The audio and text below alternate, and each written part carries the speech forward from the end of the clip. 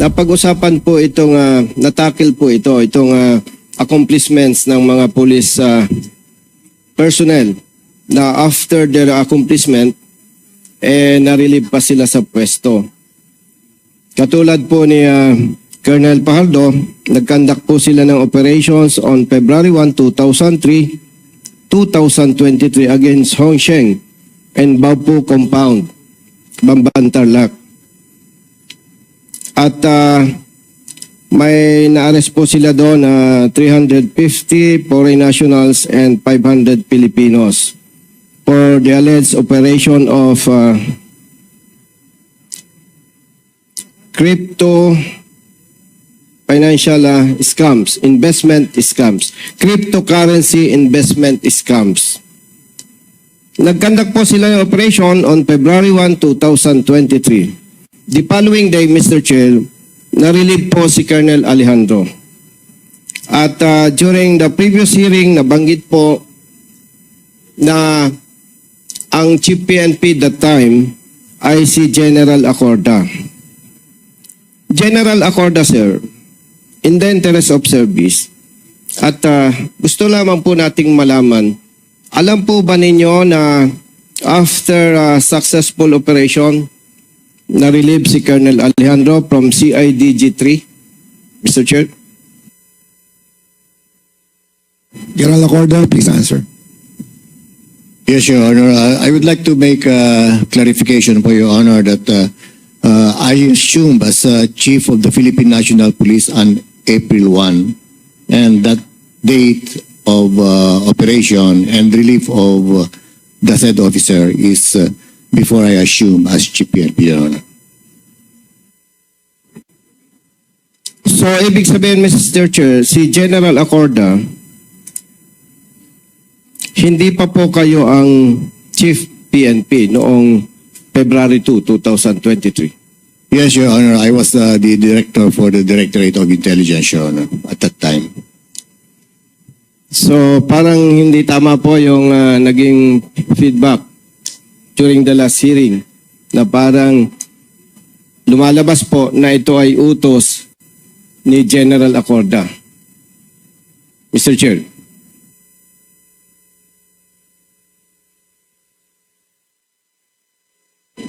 Chairman, Mr. Chair. Yes, what's the query of Congressman Busita? During the last hearing, Mr. Chair, nabanggit po na parang titingnan natin,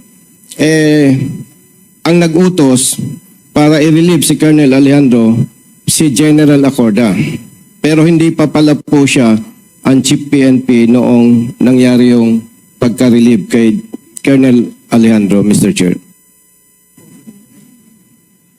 So, the Chief PNP during that time was General Azurin? Azurin. Okay. Yes, Mr. Chair. Yes. So I think kaya po na-invite si General Acorda dahil sa issue na yan, unless yung pong ating mga honorable chairman, honorable congressman ay may itatanong pa sa kanya. Mr. Chair, nabanggit po ni Honorable Congressman Paduano during the last hearing yung sinasabi sa PNP na trust and confidence. At sa pagka-interpreta po niya, yung trust and confidence na abuso at sinasabing bata-bata system. Maaari po ba, Mr. Chair, malaman natin sa CIDG, meron po ba kayong naka-float na officers from CIDG?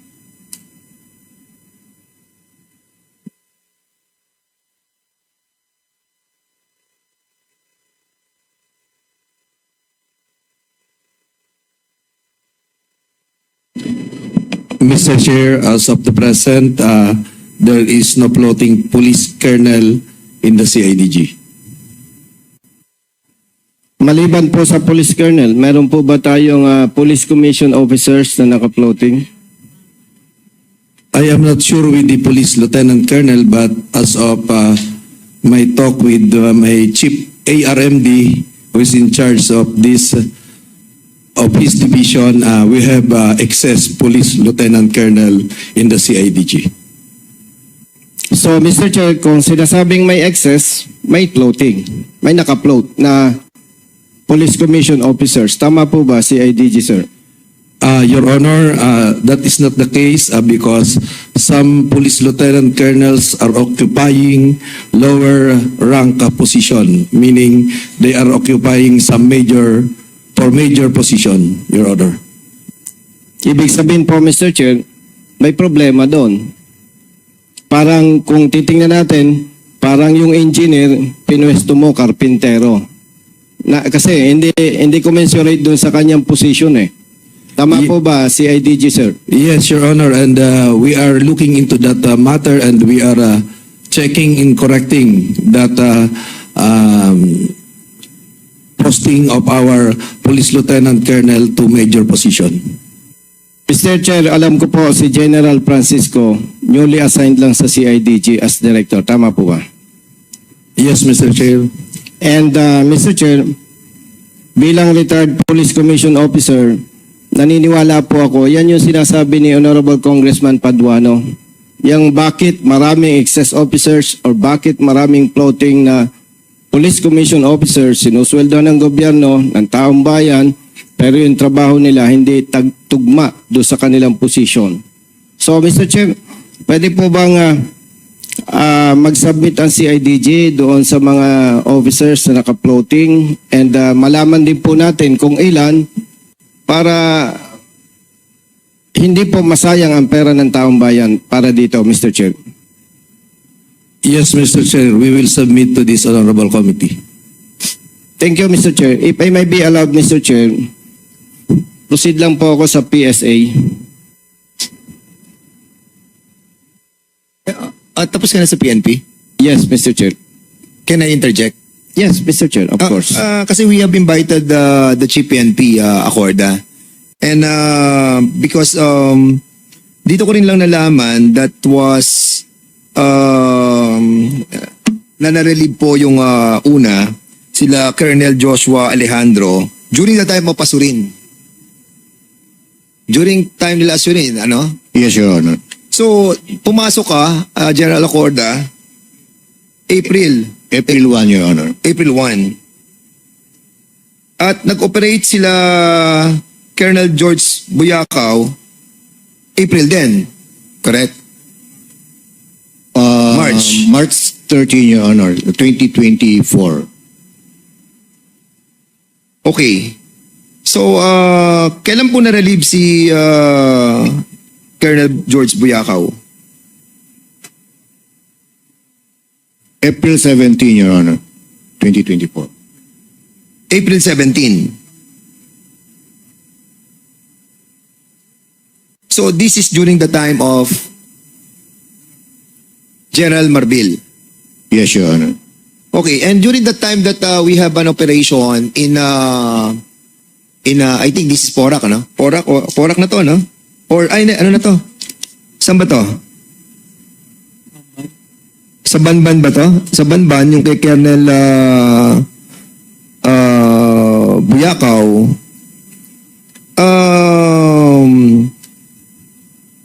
I have question in the last hearing kung bakit ang ginamit na augmentation during the operation comes from Region 1 and Cordillera.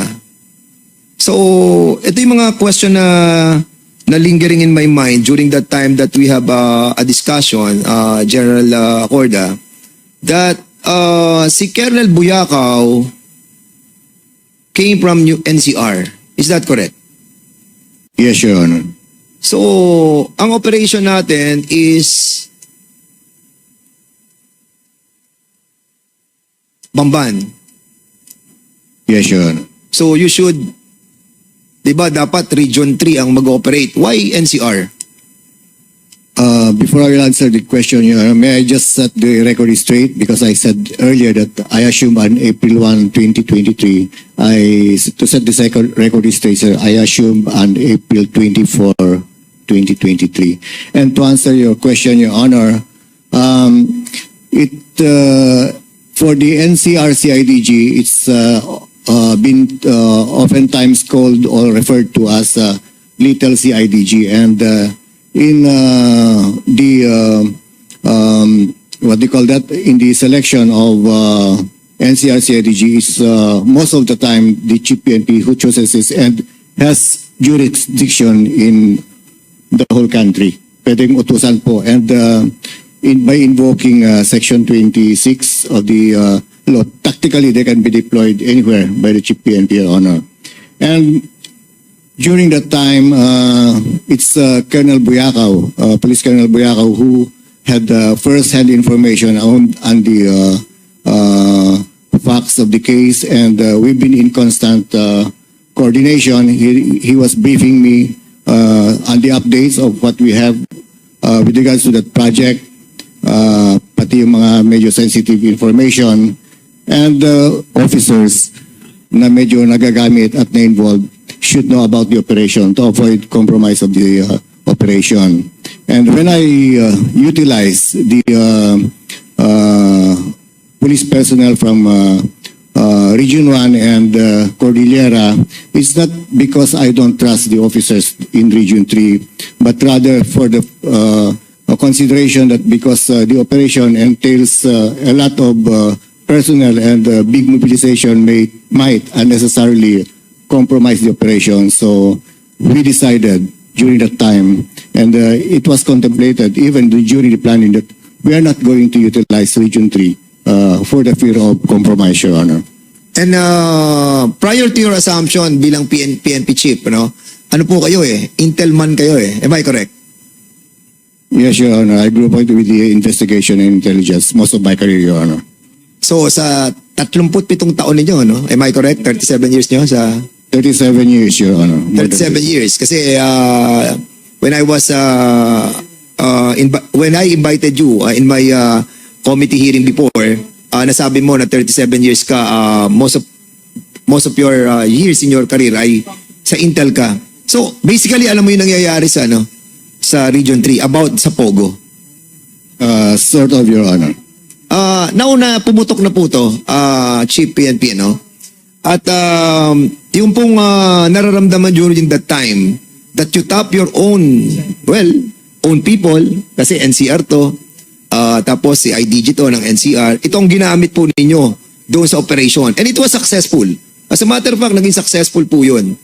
Now, we can be told that yung nasa intelligence ninyo po, gathering nyo, napatunayan nyo na napakalaki nitong problema. Di po ba? Yes, Your Honor. And in fact, I was touched by your opening statement, and I'm happy to hear with that opening statement, sir, because I think it's high time for the Filipino people to know what is happening in our country, Your Honor. And indeed, meron kang mga nalalaman na hindi namin nalalaman na maaari mong i-share sa amin. Because this entails national security. And maybe a lot of our PNP officials and members, mga commission, non-commission, yung ating pong mga maliliit na mga opisyales ng ating pong mga kapulisan, maybe hindi pa po nila alam kung gaano kagrabe itong kinalalagyan natin ngayon. Katulad ng opening statement po ng chairman na to at ng mga other members, other chairman ng iba-ibang committee, nakita po natin yung problema na kinakaharap. Can you kindly share to us now that it is being exposed to a lot of our countrymen, yung nangyayari sa ating bansa? Because hindi lamang to ang elemento, di ba? Can you kindly share? Because you're an Intel guy. And PNP chief, you have this moral obligation to our people even now that you are retired. Because you have gathered a lot of intelligence. Please share it to us. I don't want to be emotional, Your Honor, but I think, may I say with this statement, that I think it's high time for us, the government officials, interagency, especially the Filipino people, na sana talaga magkaisa maintindihan yung problema to protect our national interest. Yes, I agree that there is a national security implication, but I'm sorry, Your Honor, I cannot give the details. I know. Kasi pag-correct. I know, Chief PNP, I admire you. As a matter of fact, nagkita tayo, nag-usap tayo, marami tayong mga problema na napag-usapan. And this book that you have given me, the silent invasion that is happening in Australia as well, the China's influence in Australia, the same thing is happening in this country. And I salute you, General Acorda. You have served our nation well. And as a matter of fact, yung operation na ginawa mo doon sa Region 3, using your own people, so as not to compromise the operation, is a job well done. Sir, maraming po salamat. I have learned a lot. Pero marami po sa ating mga kasamahan ang bulok. Marami sa ating mga kasamahan Mr. Chair. ang mga nasusuhulan. Hindi, not members of this committee. Sa lahat ng ahensya ng ating gobyerno na nakikipagsabwatan sa kalaban ng ating bansa, must be held responsible. Pero katulad ng sinabi ko kanina sa aking opening remarks, let's move forward. Magkaisa tayo. Huwag nating hayaan yung mga nagkasala, but moving forward, magkaisa tayo because our freedom is at stake. Kaya babalikan kita, Miss Ronaldine Baterna. Mr. Chair, Wait. Babalikan kita mamaya at pag hindi ka pa rin nagsabi ng totoo, because this stake at stake ang ating national security, we will move again to cite you in contempt. Congressman Busita, before I recognize again to yield back the time that I borrowed, yeah. will you allow Congresswoman Mag-i-interject lang. Delmar to Yes, interject? Yes. So, Congresswoman Teresa. Delmar, Yes. you have the floor. Thank you so much po, Mr. Chairman. Mag-interject lang po ako kasi konektado po ito, Mr. Chairman, dito po sa ating national security. Napakarami na po kasi nating hearings dito sa Kongreso na talaga naman pong napaka-importante dahil pinagtutuunan po natin ng pansin yung ating po mga social evils ng POGO, kagaya po ng human trafficking, na ating pong advokasya, prostitusyon, scamming, torture, at marami pa pong iba. Ganun din po yung napakalaking revenues ng ating gobyerno na sinasabi po nating maaaring nakukuha sa POGO at nawawala rin pong revenues. Pero dapat po pagdiinan po natin at bigyan natin ng madiin na posibilidad na nagagamit din po ang mga POGO para sa ating mga military intelligence operations ng military ng China laban sa ating national security at interest. Dahil bakit ko po nasabi, napakarami pong uniforme ang nakita po sa mga POGO hubs. Masisilip po natin ang anggulo na ito dahil dito ang People's Liberation Army ng China, yung uniforme, ito po ba ay ginagamit na uniforme ng mga security ng mga POGO? Nagkaroon po ba, ang tanong ko, ng malalim na investigasyon kung bakit po may mga ganitong uniforme o uniforms sa mga POGO hubs? Ngayon, dahil po dito, nakakatakot po kasing isipin na maaring dahil sa digital communication capabilities ng mga POGO ay maaring magamit po ito sa covert surveillance. Ganun din po sa mga activities na nangyayari dito sa ating bansa. Pagtuunan po ng pansin, i-focus po natin dahil napakahalaga po nito sa ating national security at soberenya. Tanong, Mr. Chair, meron po ba malalim na investigasyon sa mga uniforme na nakita po sa mga POGO hubs na ito, Mr. Chair? Are you going to ask? Yes po. Meron po bang malalim na investigasyon? Congresswoman Delmar, because it's not yet your time. Congressman Busita, are you going to allow her to ask questions? Okay, go ahead, Congresswoman. Okay, ulitin ko lang po, Mr. Chair, dahil nga po sa ating soberenya, sa ating depensa at ng ating bansa, dahil sa national security, dahil it's all over. Kumbaga na-penetrate na po tayo. Meron po ba tayong malaliman na investigasyon sa mga uniforme na nakita po sa mga POGO hubs, Mr. Chair? You are referring your query to whom? Yun nga po ang gusto ko malaman. Pwede ho ba kung sino sa military natin ang pwedeng makakasagot dahil ito po si retired PNP General Acorda ay parang hindi pa po yung kanyang We haven't term. invited the military, but we have the former chief PNP, who happens to be a ordinary citizen right now. But I think he is the right person to answer your query. And alam ko na marami siyang pwedeng sabihin in this committee. And of course, at the same time, he is protecting the integrity of the PNP family. But if you wanted to ask the members to have an executive session, we are willing to do that. But for the meantime, you can answer the query of Congresswoman Delmar. I would say, ma'am, that marami namang well-meaning PNP officers and who understand the problem and the situation. In fact, I've been briefing them and we've been talking on this when I was the chief PNP and when I was the DI. But unfortunately, ma'am, like what is happening now in this hearing, maraming mga nakatago. They know how to get around with our laws. Yun ang naging problema natin. And for the other informations, I think mahirap pong sabihin kasi it's hard to substantiate and maybe better said in executive session kung kinakailangan. But I think hindi na po kailangan kasi by deduction po talaga makikita natin po kung what is happening. Like one in sa isang example po na may mga nahuli tayong ID noon ng PLA. There were some additional pinagpanggap ko yung isang official natin na corrupt and nalaman natin that may mga hinawakan po ng mga undesirable aliens yung mga to. So, Mr. Chair. Did that answer your query? Mr. Chair, sa ngayon po tatanggapin natin kasi marami nga pong undesirable, but the thing is meron din pong confidentiality na pinangangalagaan po tayo dito. And I believe na ito naman po alam naman din po nating lahat. Maraming salamat po, General Acorda, Mr. Okay, Chair. so, Thank you, Kong Bonnie. Before Congressman Pancho, would you... Yes, Mr. Chair. That Begin tayo. question will be deducted from your Plus time. 2 minutes. No. Wait, Congressman Bosita. You allow Congresswoman Delmar to ask question and that will be So deducted. minus 1 minute.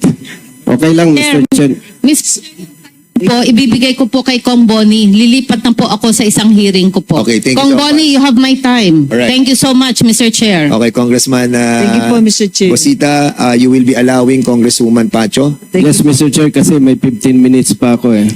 Sige, go ahead, Yes, Mr. Congresswoman Pancho. po. Kay General Acorda po, former PNP chief po natin. That will be question also, not a manifestation. Opo. No. A question po. May tatanong lang po ako sa kanya. Okay, sige.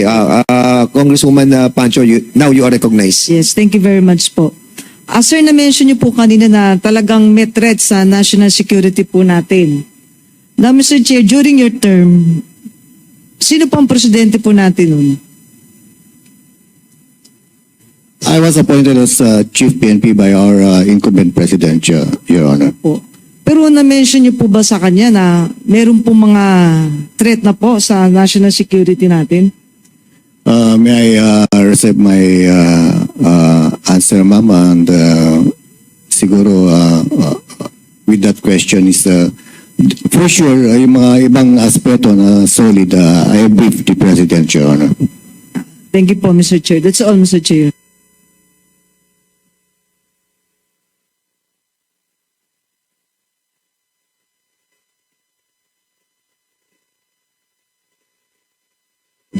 Mr. Chair, that's all.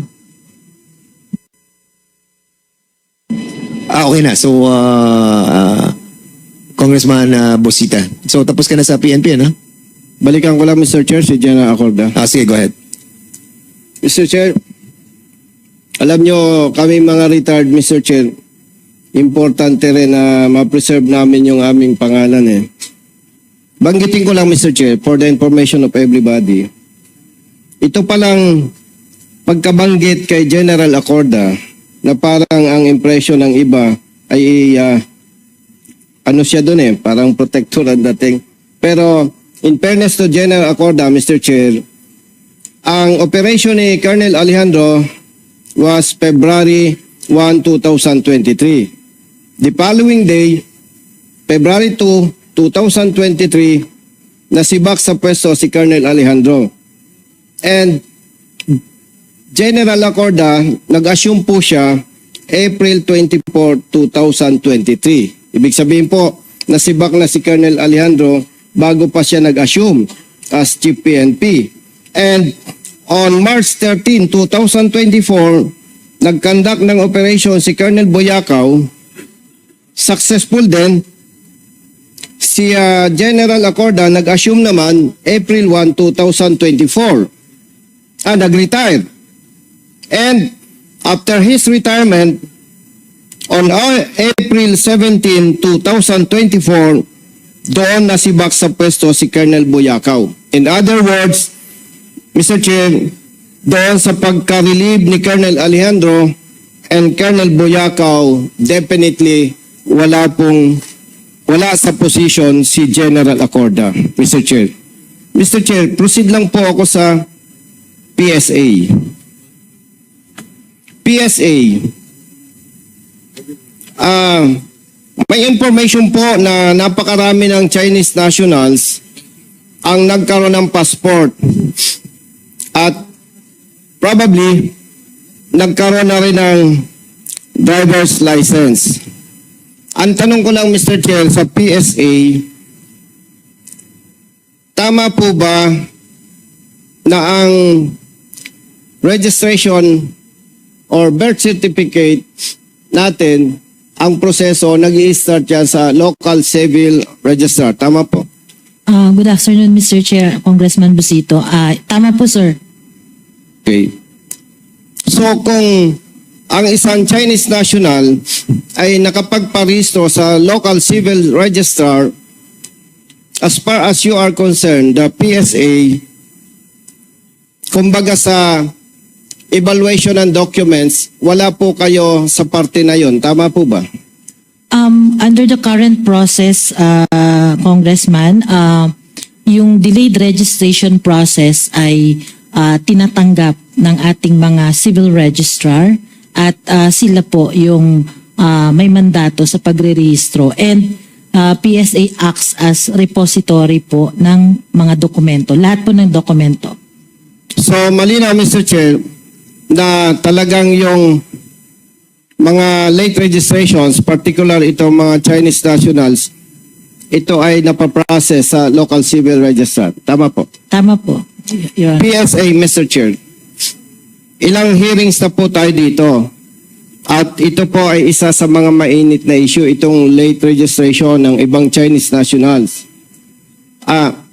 May ginawa na po ba kayo sa parte ninyo? Or nagkandak na po ba kayo ng investigation? Your Honor, in coordination po sa mga reports ng ating mga different agencies, kami po ay immediately nag-conduct ng investigations, and based po sa mga reports, we have 22 local civil registry offices, and out of this nakapag-complete na rin po kami of some of investigations. In fact po, Your Honor, yung aming pong position paper, we already have submitted yung mga na-block na records kasi meron na po kaming findings that these are falsified documents that undergone delayed registration. Is either wala po siyang supporting documents or no proof ng delayed registration. Kaya ongoing po yung the rest ay continue po ang pag-imbestiga ng aming ahensya and coordination po sa ating pong Office of the Solicitor General for the filing of the case of the cancellation once na identify na po natin na talagang falsified po itong mga delayed registrations na ito. Mr. Chair, matanong lang po natin ang PSA. Doon po sa ginawa ninyong investigations, ilang pong local civil register under ng local government units ang pinaniniwalaan nating sangkot dito sa issue na ito? Well, based po sa investigation, Your Honor, may mga findings yung aming fraud management division na mga dun sa mga documents. So initially, and we already forwarded our recommendation sa ating po mga local chief executives para po ma-filean ng kaso yung mga involved na personnel for the preparation hanggang buo doon sa registration process ng ating delayed registration ng birth. So ang nabanggit niyo po sa sampahan dapat ng kaso yung mga involved. Yes, Your Honor. Particular itong mga local civil registrar, tama po ba? Tama po, Your Honor. Mr. Chair, malaman po ba natin sa PSA, ilan po yung, as of now, ilan pong Chinese national ang questionable ang kanilang registration? Okay, as of now, Your Honor, yung case na nasundan na po natin based sa investigation ng House of Rep tsaka sa Senate, including yung mga referral ng other agencies, is around 1,665. So we have just recently conducted also the recent fact-finding investigation in Santa Cruz wherein almost 1.5 po dito yung mga falsified na documents. So ito po lahat Chinese national. Your Honor, yun po yung findings po namin. Saang particular area po, region or cities or municipalities, itong mga questionable falsified documents ng mga Chinese national, Mr. Chair? Your Honor, I think very familiar naman no, sa Tarlac, that's one. But we can provide you the list of the local government units na LCROs na under investigation. Meron po tayong NCR, Davao, Bulacan, and some other parts. We can submit to the committee po yung list na 22 LGUs under investigation po. Doon po sa nabanggit ninyo, Tarlac, ano pa po? Santa Cruz. Santa Cruz, ano po? Santa Cruz, Davao del Sur yun, sir. Davao del Sur, and? We also have may Kawayan, Bulacan, yung mga Pero in terms investigate of, na po dito. Mr. Chair, in terms of numbers, saan po mas marami? Majority? Santa Cruz, Davao del Sur yun. Sa Davao? Yes, sir. Sa Davao, more or less, ilan po ang falsified documents ng Chinese national? Yung sa investigation na around 1.5 po. Around 1,500? Yes, yes. All the rest, more or less, ilan po? Kaya yung total na sinabi ko kanina, Your Honor, 1,665. So, Oo. Mr. Chair, are you saying, Madam, na out of 1,665, 65. out of that, 1,500 ang Santa Cruz. falsified documents from Davao? Yes, Your Honor. Ilang cities or municipalities po ang involved dito? Under our radar, sir, yung lahat na na-refer sa PSA is 22 local civil registry offices. From Davao alone? No, sir. National na po yun. How about from Davao? One lang, sir. One. We have one. One. Municipality or city? Municipality, Your Honor. So, ibig sabihin po, one local civil registrar alone, 1,500 falsified or late Document. registration ng Chinese national. Tama po. Yes, Your Honor. So, with that, ilan na po ang inyong sinampa ng kaso? Kayo po ba ang magsampa ng kaso? For these cases, sir, yung latest na na-file natin is with the case in Tarlac City and with coordination sa OSG, we are coordinating with them for the cancellation of Eddie Taeyang and Jack Taeyang. And Willie Ong, Your Honor. Tatlo pala sila. So, ibig sabihin po, may mga employees na tayo ng local government units na sampahan na ng kaso. Tama po ba? Meron na ba? Meron na ba?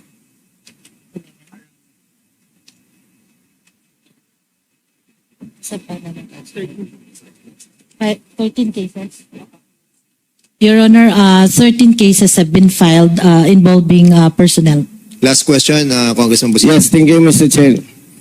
Mr. Chair, natanong ko lang po ito sa PSA kasi po, isang malaking factor para lumaki itong illegal pogos o itong mga illegalista na ang kanila pong ginagamit itong local civil registrar. Why, Mr. Chair?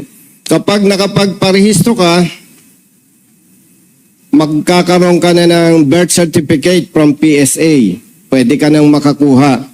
At kung may birth certificate ka, pwede ka nang magkaroon ng driver's license from LTO. At kung may lisensya ka na, magagamit mo na yung birth certificate from PSA, magagamit mo yung driver's license as government valid ID para makakuha po tayo ng passport, Mr. Chair. So with that, kung mapigilan po natin itong illegal na ginagawa ng ibang lokal na pamahalaan sa pamamagitan ng local civil registrar, I think malaking tulong po ito, Mr. Chair, para mapigilan po natin itong paglobo ng ibang mga nasyonal na nasasangkot sa mga illegal o sa mga krimen na nagagawa dito sa ating bansa. Yan lamang po, Mr. Chair. Maraming salamat.